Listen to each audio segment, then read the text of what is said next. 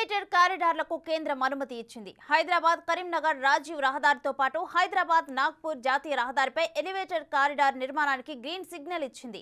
హైదరాబాద్లోని డిఫెన్స్ భూముల మీదుగా ఎలివేటెడ్ కారిడార్ల నిర్మాణానికి లైన్ క్లియర్ అయింది. ఇటీవలే ముఖ్యమంత్రి రేవంత్ రెడ్డి ఢిల్లీలో కేంద్ర రక్షణ శాఖ మంత్రి రాజ్నాథ్ సింగ్ను కలిసి డిఫెన్స్ భూముల మీదుగా ఎలివేటెడ్ కారిడార్ల నిర్మాణానికి అనుమతించాలని లేఖను అందించారు. దీనిపై స్పందించిన కేంద్రం ఎలివేటెడ్ కారిడార్ల నిర్మాణానికి అనుమతులను జారీ చేసింది.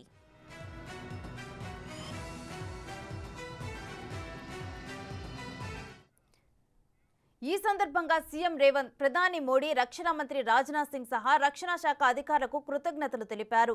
8 ఏళ్లుగా అపరిష్కృతంగా ఉన్న సమస్యకు పరిష్కారం లభించడంతో ఉత్తర తెలంగాణ దిశగా రవాణా మార్గాల అభివృద్ధికి మార్గం సుగమమైంది. హైదరాబాద్ నుంచి షామీర్పేట్, హైదరాబాద్ నుంచి మేడ్చల్ దిశగా ట్రాఫిక్ ఇబ్బందులు తొలగిపోనున్నాయి.